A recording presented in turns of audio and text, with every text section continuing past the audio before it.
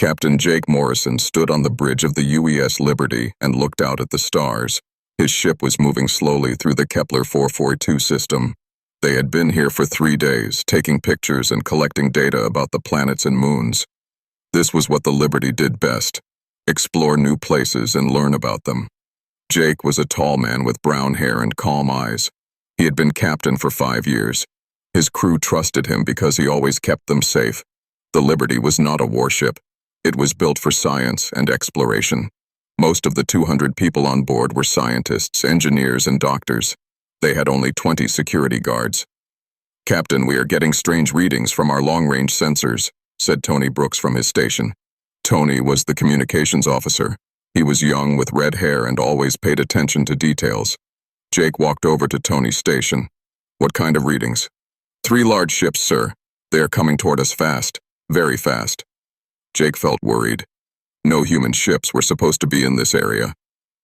"How long until they reach us?" "About 10 minutes, Captain." Jake pressed a button on his chair. "All department heads to the bridge. Now." Within minutes, his top officers arrived. Lisa Park, the chief engineer, was a smart woman who could fix anything. Ryan Bell, the security chief, was a former soldier with strong arms and quick thinking. Dr. Amy Foster, the chief medical officer, was kind but tough when needed. Kevin Stone, another engineer, was the youngest but had the best ideas. "We have visitors coming," Jake told them. 3 unknown ships. Lisa checked her tablet. "Captain, these ships are big, much bigger than us, and they have energy readings I have never seen before." Ryan stepped forward. "Sir, I recommend we go to yellow alert. Get everyone ready just in case." Jake nodded. "Do it, but no weapons yet. We try to talk first." The yellow alert lights came on. All over the ship, people stopped their work and got ready for possible trouble. Scientists put away their equipment. Engineers checked the ship's systems. The security team got their weapons ready but kept them hidden. On the main screen, 3 dark shapes appeared. They were getting bigger fast. The ships looked nothing like human ships. They were long and sharp, like giant knives floating in space. Strange lights pulsed along their sides. "Incoming message, Captain," Tony said. His voice sounded nervous. "Put it on screen." The screen changed. A face appeared that made everyone on the bridge step back. It looked like a lizard that walked on 2 legs. Its skin was green and covered in scales. Its eyes were yellow and cold. When it opened its mouth, they could see sharp teeth. "I am Commander Vextar of the Zephyrian Empire," the creature said. Its voice was deep and rough. "You will surrender your ship immediately. Do not resist. We will take your vessel and your people. This is not a request." Jake felt his heart beat faster, but he kept his voice calm. "This is Captain Morrison of the human ship UES Liberty. We are peaceful explorers. We mean no harm to anyone." Vexitar made a sound like angry hissing. "Humans. Another weak species for our empire. You have 1 minute to shut down your engines and prepare for boarding. If you resist, we will destroy you." "Commander, we are not in your territory," Jake said. "We are just studying this system. We can leave if you want." "Everything belongs to the Zephyrian Empire," Vextar replied. "Your ship has good technology. Your people will work in our mines. This is decided." The screen went black. Jake looked at his officers. "Options?" Ryan spoke first. "Captain, they have us outnumbered 3 to 1. Their ships are bigger and probably have more weapons." "But we are faster," Lisa said. "Our engines are newer. We could try to run." Kevin looked at his tablet. "Captain, I am seeing something strange. Their weapons use energy patterns we have never seen, but our shields might work against them. Maybe." Dr. Amy crossed her arms. "We have 200 people on this ship. Families, scientists. We cannot let them be taken as slaves." Jake nodded slowly. "Tony, send a message to Earth. Tell them what is happening here. Tell them about the Zephyrians."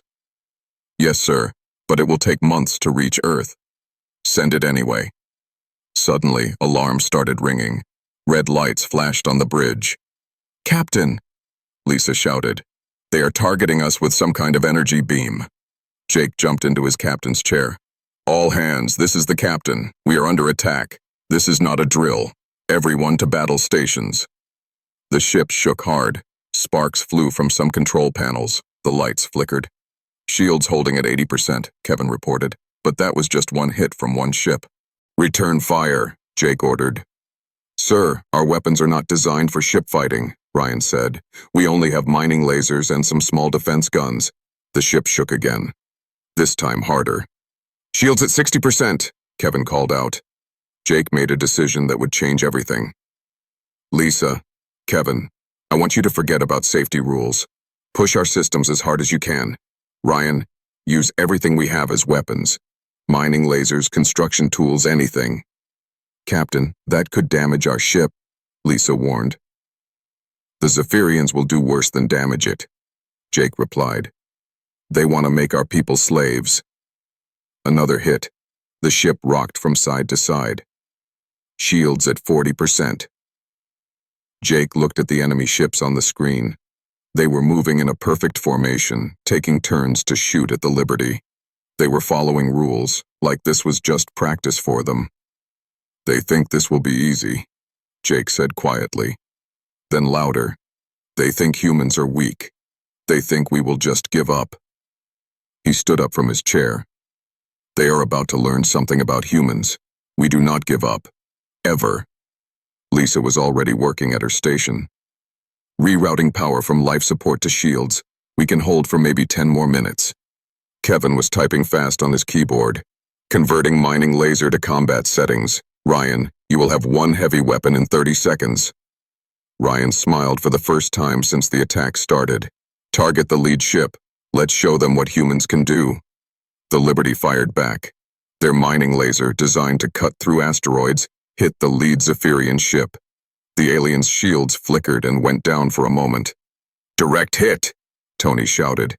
We hurt them. On the enemy ship, Commander Vextar was not smiling anymore. He had expected the human ship to surrender or die quickly. Instead, they were fighting back with weapons he did not understand. Report, he demanded. Sir, they hit us with some kind of industrial cutting beam. Our shields held, but barely. How is this possible? Intelligence said humans were a peaceful species. Sir, they are using their tools as weapons. This is not standard military equipment. Vextar hissed angrily. Destroy them. Use all weapons. Back on the Liberty, Jake saw all 3 enemy ships turning toward them. Here they come, he said. Everyone hold on. The Zephyrians had bigger ships, better weapons, and more experience. But they had made one big mistake. They thought attacking a human starship would be simple. They were about to learn they were very, very wrong. All 3 Zephyrian ships opened fire at once. The Liberty shook like it was in an earthquake. Lights went out all over the ship. People fell down as the artificial gravity failed for a few seconds. Shields down to 15%, Kevin shouted over the noise. One more hit like that and we are finished. Captain Jake Morrison held onto his chair as another blast hit them. He could hear metal bending and breaking somewhere in the ship, but his crew was not giving up. All around the bridge, his officers were working harder than they ever had before. Damage report, Jake called out. Dr. Amy Foster's voice came through the speakers from the medical bay. Captain, I have 12 injured people down here. Nothing too serious yet, but we lost power to Section C. Lisa, can you fix it? Jake asked his chief engineer. Lisa Park was crawling under her control panel with tools in her hands. Give me 5 minutes, Captain. I can reroute power from the food machines and entertainment systems. Do it. Tony Brooks was working at 3 different stations at once. Captain, I am trying to jam their targeting computers. If I can confuse their systems, maybe they will miss some shots. Good thinking, Tony. Ryan Bell ran onto the bridge carrying a large weapon. Sir, I took apart 2 mining drills and 1 construction laser. Kevin helped me combine them into this. He held up something that looked like a rifle but was 3 times bigger. Kevin Stone looked up from his computer. It should fire explosive charges that can punch through their hull, but Ryan will have to get close to their ship. How close? Jake asked. About 50 meters, Ryan said with a grin. I can use the escape pods to get there. That is suicide, Dr. Amy said through the speakers. Maybe, Ryan replied. But sitting here getting shot is also suicide. Another blast hit the Liberty. This time, part of the ceiling fell down. Sparks flew everywhere. "Shields at 8%, Kevin reported. Jake made a quick decision. "Lisa, I need everything you can give me. Forget about safety rules. Push our engines past their limits." "Captain, if I do that, we might blow up our own engine room. If you do not do it, the Zephyrians will blow up our whole ship." Lisa nodded and started typing commands into her computer. "Okay, Captain, but this is going to be crazy." She pressed a series of buttons. The ship's engines, which were designed to run at safe levels, suddenly got 3 times more power. The Liberty jumped forward so fast that everyone was pushed back into their seats. Commander Vextar watched his target suddenly speed up. "What are they doing? No exploration ship should be able to move that fast." "Sir, they are pushing their engines beyond safe limits," his science officer reported. "Their ship should explode from the stress."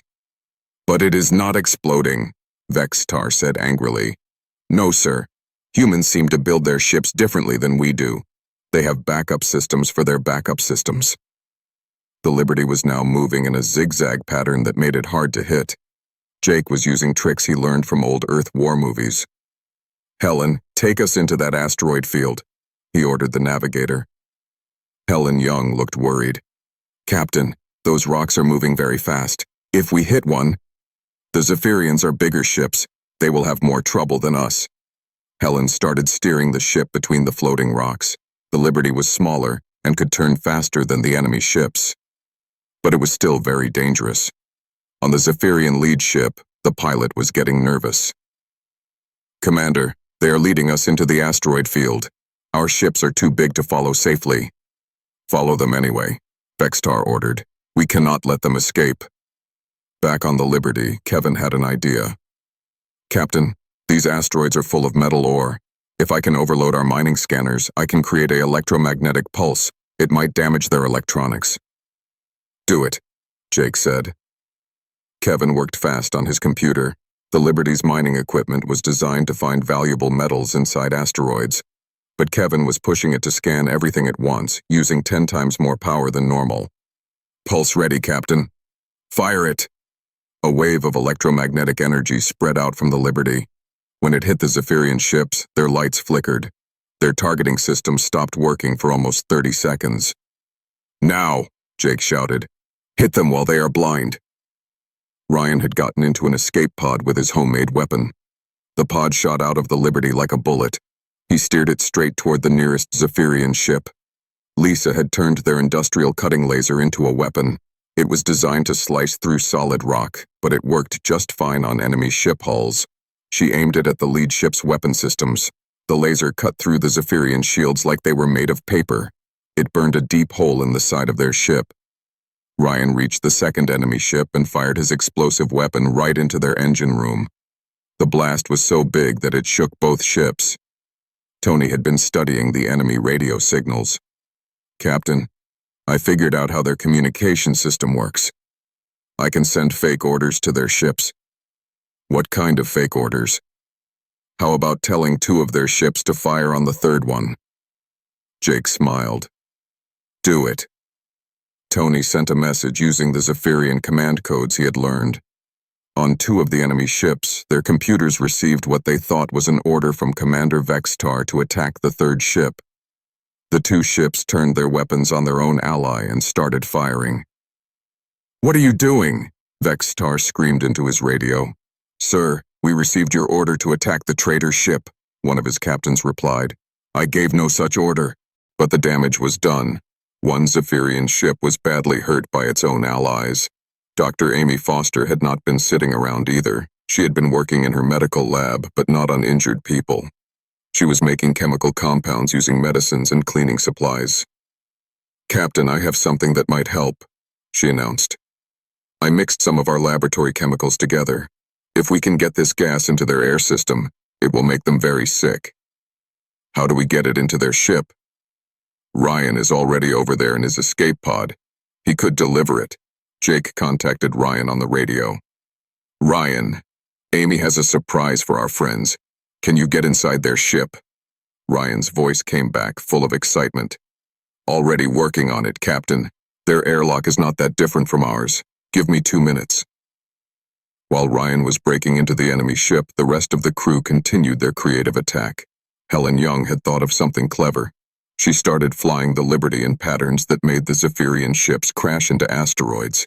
Every time they tried to follow her, she would turn at the last second and let the rocks hit the enemy instead. Kevin had found another use for their equipment. The Liberty carried construction robots for building things on new planets. Kevin reprogrammed them to attach explosive charges to the enemy ships.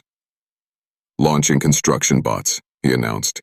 They think they are just going to build a new research station, but they are really carrying bombs. The small robots flew out of the Liberty and headed toward the Zephyrian ships. The enemy did not shoot at them because they looked harmless. Lisa had been thinking about their power systems. Human ships were built to work in many different ways. They could use solar power, nuclear power, or even burn hydrogen for energy. Captain, I have an idea, she said. What if we turn our entire ship into a giant electromagnetic weapon? Is that possible? We have 3 different power systems. If I connect them all together and overload them at the same time, we could create an energy pulse that would shut down their ships completely. What would happen to us? We would probably lose power for a few hours, but we would not be dead. Jake thought about it. The Zephyrians were still shooting at them. Their shields were almost gone. They needed to do something big and do it fast. How long do you need? Give me 3 minutes. Commander Vextar was getting very angry. His perfect battle plan was falling apart. The humans were not fighting like any enemy he had ever faced. They were using tools as weapons, turning his own ships against each other, and doing things that should be impossible. Sir, his science officer said, I am detecting massive power buildup in the human ship. They are doing something to their energy systems. Can you tell what they are planning? No, sir. They are using their equipment in ways we have never seen before. Ryan's voice came over the Liberty's radio. Package delivered, Captain. The Zephyrians are about to have a very bad day. Dr. Amy's chemical weapon was now spreading through the enemy ship's air system. Within minutes, the Zephyrian crew would be too sick to fight. Lisa finished her work. Ready, Captain. This will either save us or destroy us. Jake looked around his bridge. His crew was tired, hurt, and scared.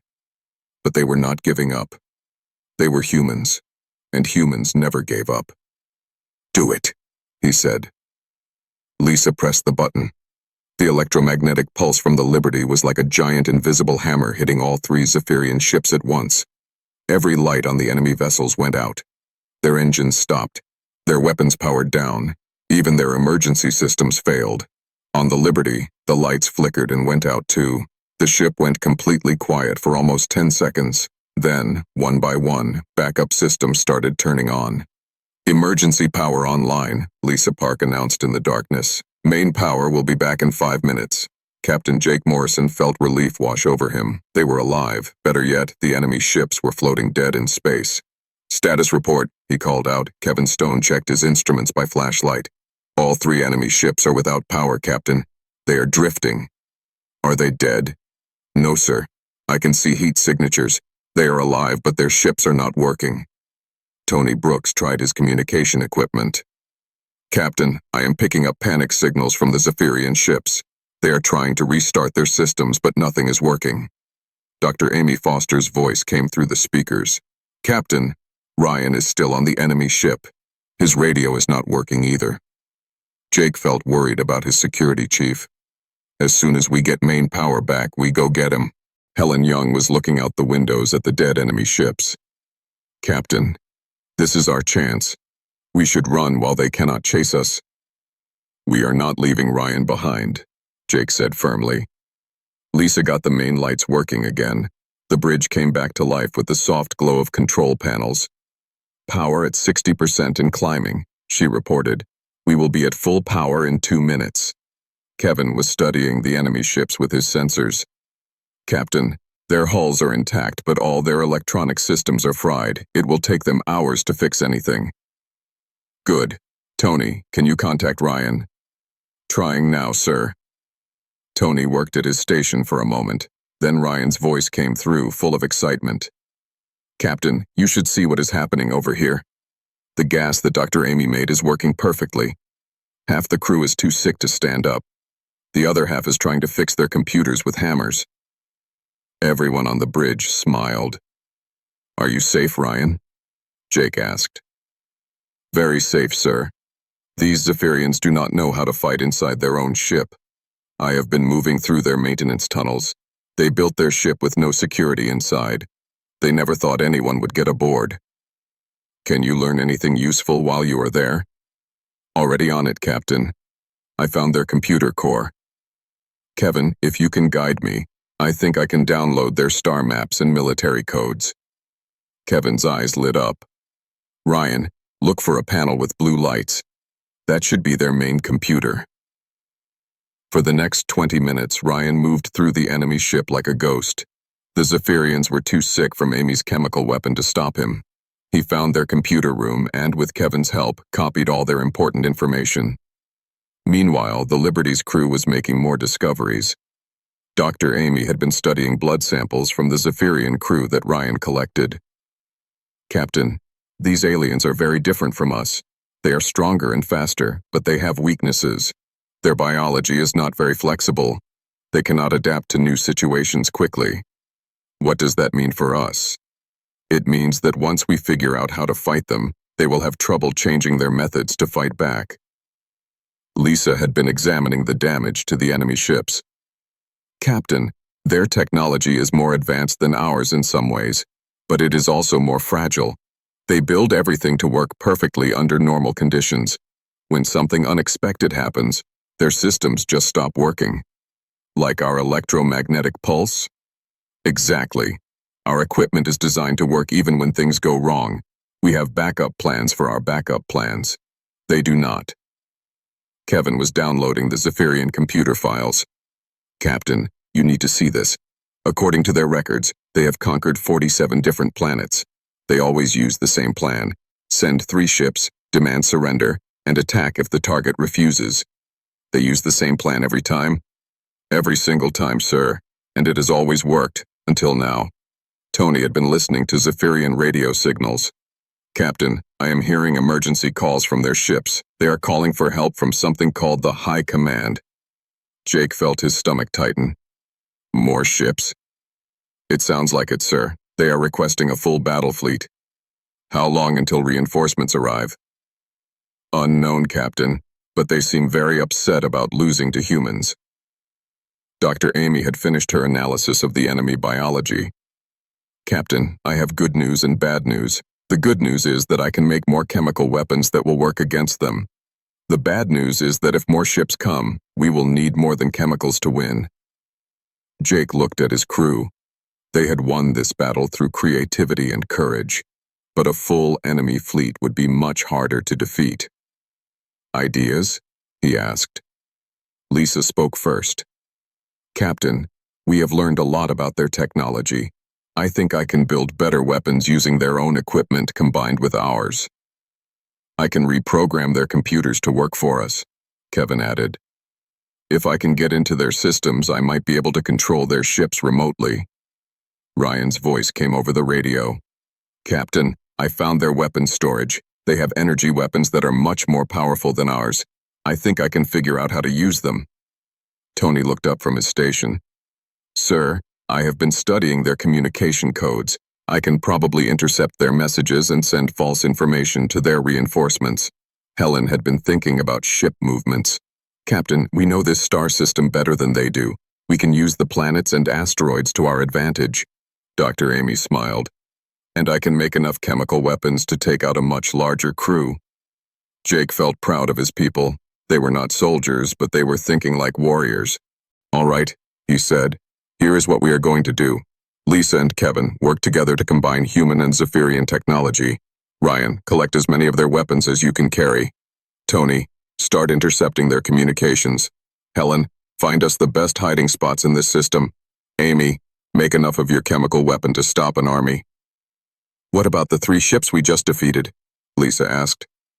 Jake smiled. "We are going to capture them. If the Zephyrians want a battle fleet, we will give them one. A human battle fleet. Over the next few hours, the crew of the Liberty did something that the Zephyrian Empire thought was impossible. They turned an exploration ship into a warship and captured 3 enemy vessels. Ryan led teams of security guards and engineers onto each Zephyrian ship. Dr. Amy's chemical weapons kept the enemy crews too sick to fight back. Kevin hacked into their computers and took control of all their systems. Lisa worked with captured Zephyrian engineers to understand their technology. She discovered that their energy weapons were powerful but simple. She could easily modify them to work with human computers. The most surprising discovery came from Tony. While studying Zephyrian communications, he learned that they had never lost a battle before, not even one ship. Their entire military was based on the idea that they were unbeatable. "Captain," Tony reported, "their reinforcements are not just coming to help, they are coming to investigate. The High Command cannot believe that humans defeated 3 of their ships." "Good," Jake said. "Let them be confused. Confused enemies make mistakes." By the end of the day, the Liberty had become the flagship of a small fleet. The 3 captured Zephyrian ships were now under human control, armed with hybrid weapons that combined the best of both technologies. But Jake knew this was just the beginning. Somewhere in space, a much larger enemy force was heading their way. The real test was still coming. Commander Vextar, now a prisoner on his own ship, was brought to see Captain Morrison. The Zephyrian looked sick and defeated. "You have made a terrible mistake, human," Vextar said weakly. "The High Command will send 100 ships to destroy you." Jake looked at the alien commander calmly. "Commander, you made the first mistake. You thought attacking a human starship was simple. We have conquered 47 worlds. But you have never fought humans before," Jake replied. "We do not fight like other species. We do not give up. We do not follow your rules. And most importantly, we learn from every battle." Vextar stared at him. "What do you mean?" "I mean that when your reinforcements arrive, they will not be fighting the same humans who won this battle. They will be fighting humans who have learned all your secrets, taken your weapons, and had time to prepare."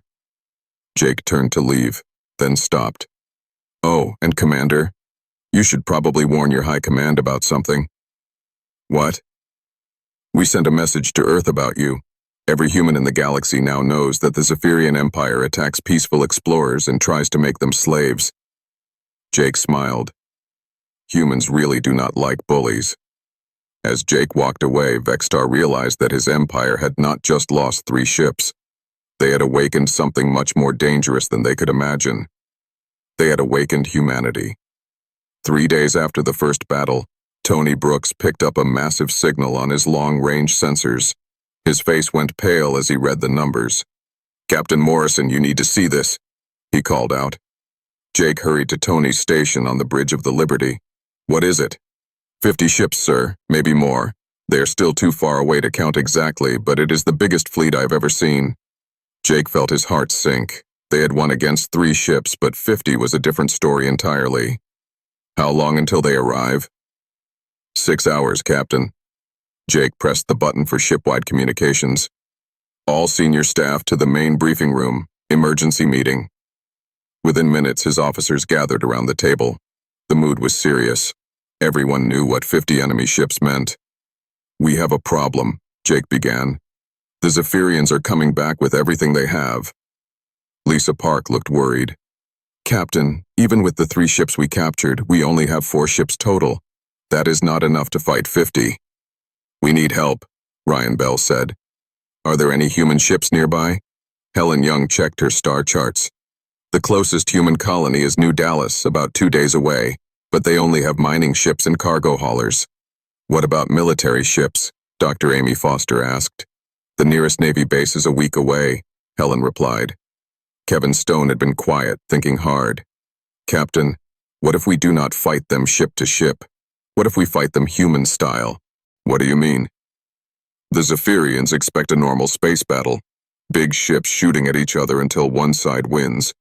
But we have advantages they do not know about." Jake leaned forward. "Tell me." "First, we know this star system perfectly.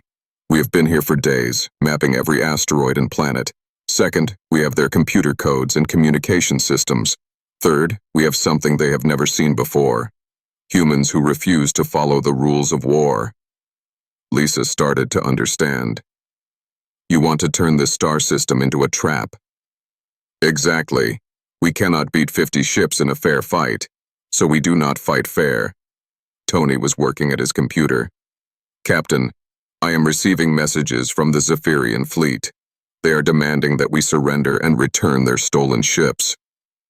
Any response to our message to Earth? Not yet, sir. But wait. Tony's eyes widened. Captain, I am getting signals from multiple human ships. They are not from Earth. They are from nearby colonies. Jake felt a spark of hope. How many ships? 15 so far, sir. Mining vessels, cargo ships, and passenger transports. They received our distress call and they are coming to help. Ryan smiled. Civilians coming to fight the Zephyrian Empire. That is very human. How long until they arrive? The first ships will be here in 4 hours. The rest will arrive over the next day. Jake made a decision.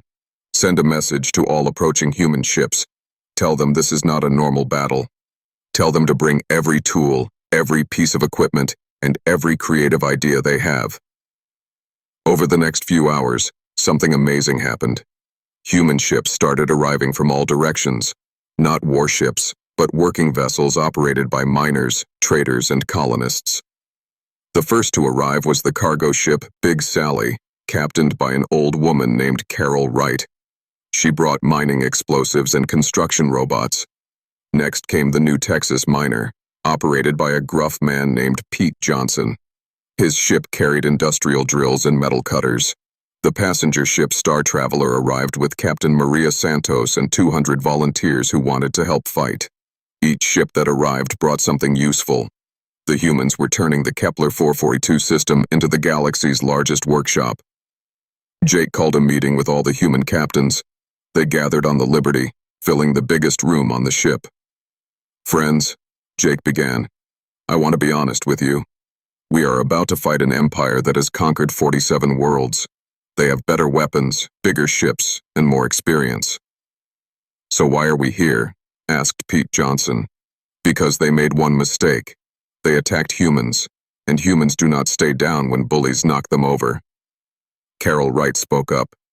Captain Morrison, we all heard your message. These aliens want to make us slaves. That is not going to happen. What is the plan?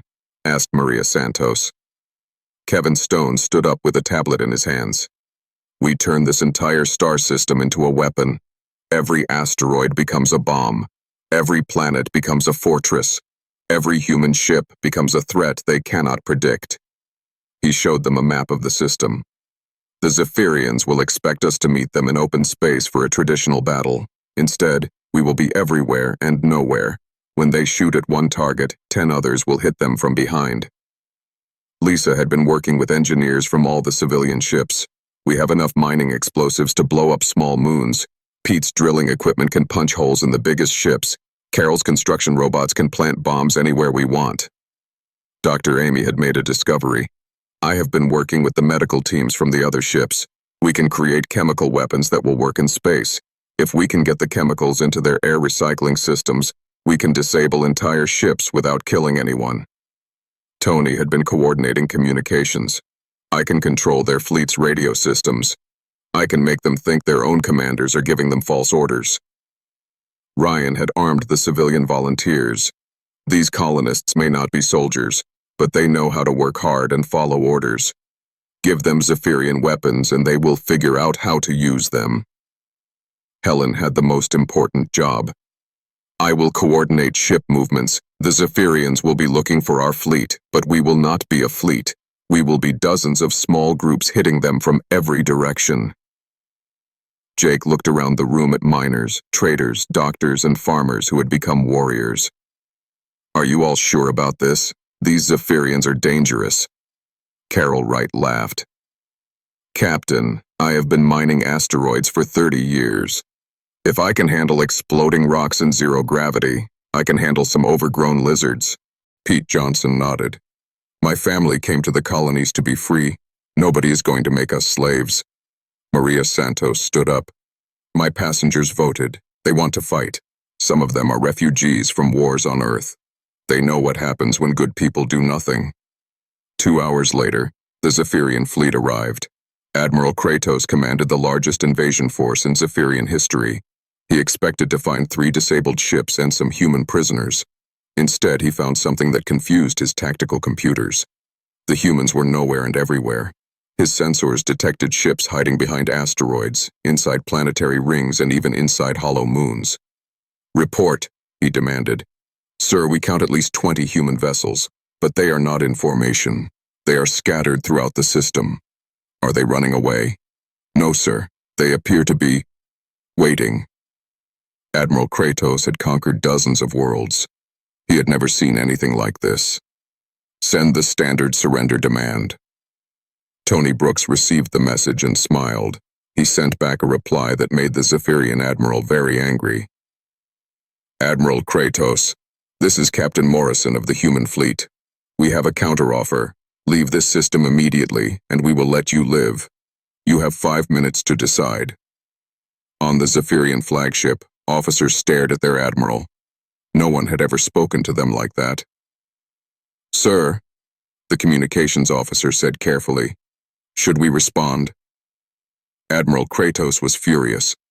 Respond with weapons fire. Destroy them all. The Zephyrian fleet moved forward in perfect formation, just as they always did. Their tactics had worked on 47 worlds, but this was the 48th world, and this world had humans. The battle began when Carol Wright's cargo ship launched 50 mining robots, each carrying a bomb big enough to crack an asteroid. The robots looked harmless, so the Zephyrians ignored them until they exploded against their hulls. Pete Johnson's mining ship fired industrial drills that punched through Zephyrian shields like they were made of paper. The aliens had never seen weapons that were designed to cut through solid rock. Maria Santos used her passenger ship to ram a Zephyrian cruiser, then evacuated her people in escape pods before the enemy could recover. All across the star system, human ships were doing impossible things. They used construction equipment as weapons, turned cargo containers into bombs, and employed tactics that no military academy had ever taught. The Zephyrians tried to use their standard battle formations, but the humans were not cooperating. Every time the aliens grouped together to attack one target, 3 other human ships would hit them from different directions. Kevin Stone had programmed the captured Zephyrian computers to confuse the enemy fleet. Half the alien ships received orders to retreat, while the other half received orders to advance. The result was chaos. Dr. Amy's chemical weapons were delivered by construction robots that looked like repair drones. By the time the Zephyrians realized what was happening, their crews were too sick to fight effectively. Admiral Kratos watched his perfect battle plan fall apart. How are they doing this? They are using mining equipment to fight a space battle. Sir, his science officer reported, humans appear to use their tools in ways we never considered. They do not distinguish between civilian and military equipment. That is impossible. Every civilized species separates military and civilian technology. Sir, I do not think humans are like every other species. The battle raged for 6 hours. When it was over, the Zephyrian fleet was in ruins. Some ships were destroyed, others were captured, and the rest were fleeing toward the edge of the system. Admiral Kratos found himself a prisoner on his own flagship, facing Captain Jake Morrison. This is impossible, the alien admiral said. You are just explorers and civilians. How did you defeat a proper military fleet? Jake smiled. Admiral, that is your problem. You think there is a difference between human explorers, human civilians, and human warriors. There is not. We are all just humans, and humans protect each other. The High Command will send more ships, bigger fleets. Good, Jake replied. Because we sent a message to every human colony in the galaxy. They know about your empire now. They know you attack peaceful explorers and try to make people slaves. Admiral Kratos felt something he had never felt before. Fear. What does that mean? Jake looked out at the stars where more human ships were arriving every hour. It means you have not been fighting the crew of one exploration ship, Admiral. You have been fighting all of humanity, and humanity is just getting started. 1 week after the second battle, the Kepler 442 system looked completely different. What had started as a quiet research area was now the center of the largest gathering of human ships in history. Captain Jake Morrison stood on the bridge of the Liberty and watched ships arrive from every direction. Mining vessels from the asteroid colonies, cargo ships from the outer planets, even luxury cruise ships that had been converted into mobile hospitals. Status report, Jake asked Tony Brooks. 237 human ships now in the system, Captain, more arriving every hour. We also have 15 captured Zephyrian vessels that are now under our control. Dr. Amy Foster joined them on the bridge. Captain, I have been talking to the Zephyrian prisoners. They are very confused. They keep asking why humans are helping each other when we get no profit from it. What did you tell them? I tried to explain that humans help each other because it is the right thing to do. They do not understand the concept. Lisa Park looked up from her engineering station. Captain, we have completely reverse-engineered their technology. Our hybrid weapons are now better than anything the Zephyrians have. We can combine their energy systems with our adaptive programming. Kevin Stone was working with engineers from a dozen different ships. Sir, we have turned this entire star system into a fortress. Every asteroid has sensors and weapons. Every planet has defensive systems. If the Zephyrians come back, they will walk into the most complex trap ever built. Jake nodded, but he looked worried. Any word from their empire? Ryan Bell had been monitoring enemy communications. Sir, we are picking up massive fleet movements throughout Zephyrian space. It looks like they are gathering everything they have for one final attack. How many ships? At least 500, Captain, maybe more. The bridge went quiet. Even with all their human ships and captured technology, 500 was an enormous number. Helen Young broke the silence. Captain, we are also getting reports from human colonies near Zephyrian space. The aliens have been attacking civilian targets. Farms, research stations, trading posts. Jake felt anger building inside him. They are attacking innocent people because they are angry at us. Yes, sir, but those attacks are backfiring on them. What do you mean? Every time they attack a human colony, more ships come here to join us. Farmers are converting their crop dusters into fighters.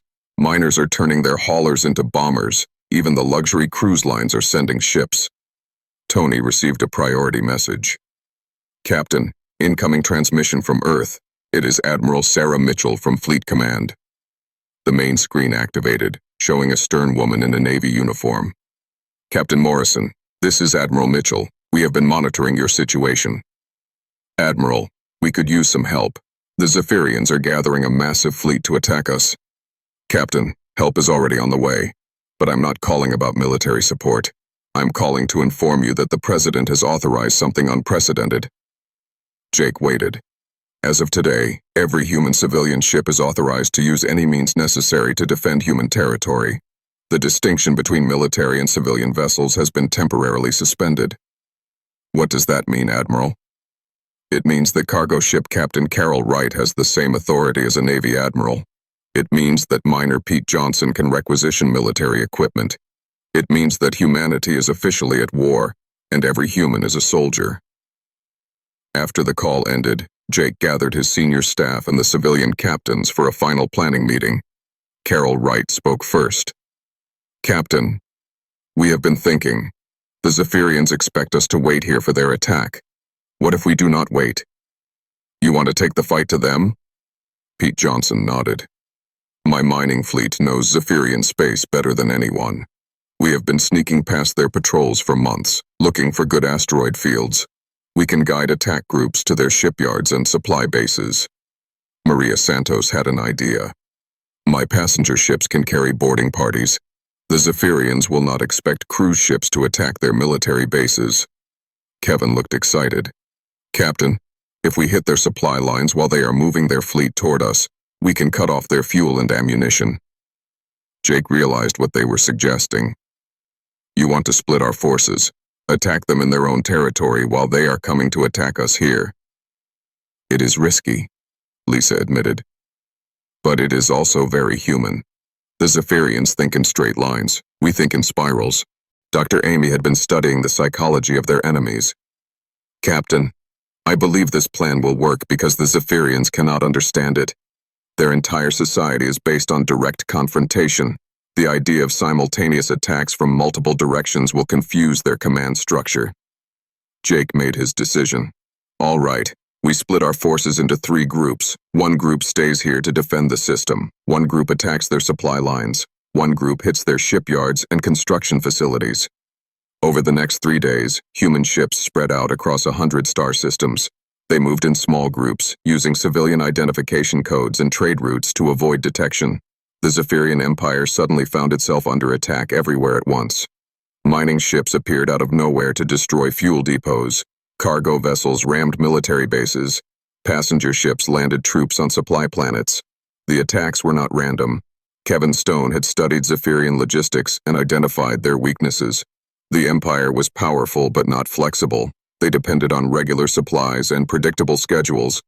Carol Wright led a team of cargo ships in an attack on the main Zephyrian fuel production facility. Her ships looked harmless until they opened their cargo bays and released thousands of mining robots, each carrying enough explosives to level a city block. Pete Johnson took his mining fleet to the Zephyrian shipyards. His industrial equipment, designed to break apart asteroids, made short work of half-completed warships. Maria Santos used her cruise ships to evacuate human prisoners from Zephyrian labor camps. When the aliens tried to stop her, they discovered that luxury passenger vessels could be surprisingly well armed when their swimming pools were converted to missile launchers. Back in the Kepler 442 system, Jake waited with the remaining human ships for the Zephyrian fleet to arrive.